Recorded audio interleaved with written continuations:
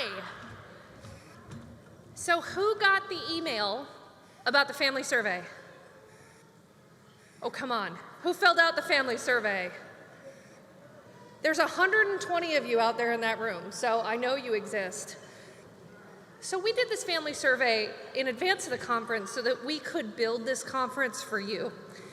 So I'm here to share with you some of the things that we learned in hearing directly from you, and to talk a little bit about how that is shaping not only our strategy for this weekend, pardon me, I'm a little out of breath, but also our strategy going into the future and how we will continue to support you and all of the others who come behind you.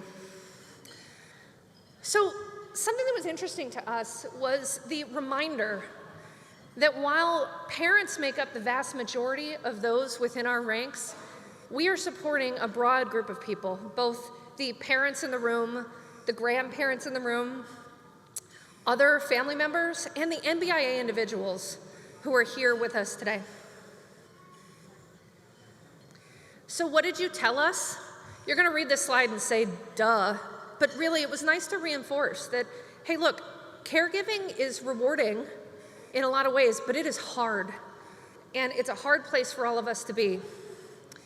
But there are some rewarding factors. I heard somebody in the lobby who is unaffiliated with us, but she shared a comment with me about the laughter that she is hearing from all of our kids. And we are blessed by the unbridled joy that our kids are bringing to us. We get unconditional love, and I don't know about you, but I feel grateful for every moment, because now every moment really means something. But there are also some challenges. So as a whole, one of the biggest things that we heard from you in our survey is that the ability to communicate with your loved ones is tough, and it's hard on the individuals as well. Mobility is a challenge, as is pain, and the either loss of function today or the fear of that coming in the future.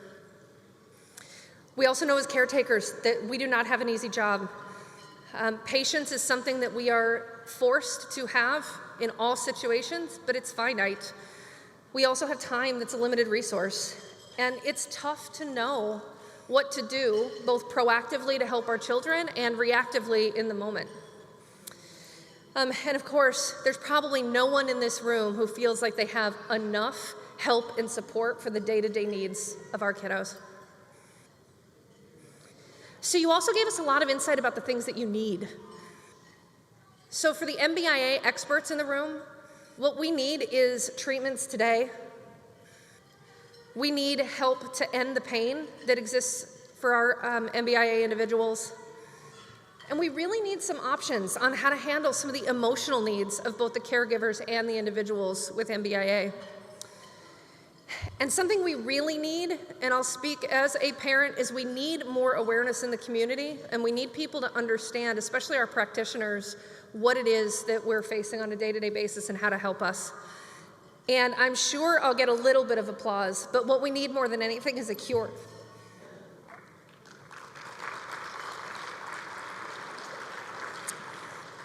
We also need some help in products and services. So we need to understand just what is out there and available to us.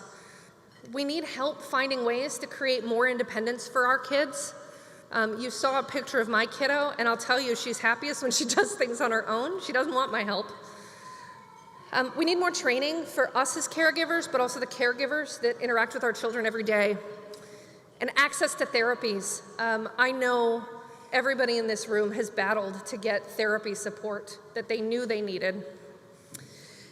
Public transportation, you talk about independence, and we need better options to help NBIA individuals get around. And techniques for managing the dystonia and epilepsy. We also really need written guidance for our healthcare providers, so something that we can bring to help them understand this set of diseases. And a list of medical specialties. Who would love a cheat sheet of the specialties that they should be leveraging on a weekly, daily, monthly basis? Insurance battles, and of course, when to go to the ER. So I'm going to talk about what's coming. So with all of this information, some of it surprised us, a lot of it didn't. We designed this conference for you. So you're going to see a really robust agenda this year with things like updates on the research and trials in progress, augmentative communication, development of a care plan for your loved one, cannabis treatment considerations. We've all heard about this, but how do we use it? The ability to tell your child's story to people who don't know them, specific sessions focused on your disorder, and then finally, living with NBIA as an adult with NBIA. So the other thing that you told us is that you want access to this content. So we have about 240 people in this room right now, and it's wonderful for those of you who are here, but there are a lot of people who can't join us for a variety of reasons. And so this year we're live streaming, hopefully not this session because I'm a little winded, but we are live streaming, and the sessions are going to be available via recording. So if you have loved ones that you would like to expose to some of the information that you learned this week, please share it. And then the last thing I'm really excited about is we heard that you want deeper connections. So many of us are on Facebook, and we've connected that way. Many of us have made friends through this conference, but we have the opportunity to provide more support in the region. And so we are, as a strategic initiative for the board, we are going to be launching a regional program where we cover the country and we find ways to provide support for you between conferences. So I hope that you're all really excited for the agenda, and I recognize that the more I talk, the slower you're going to get your food. So I'm going to wrap up and just say thank you to all of you for being here, for supporting us, and for supporting each other.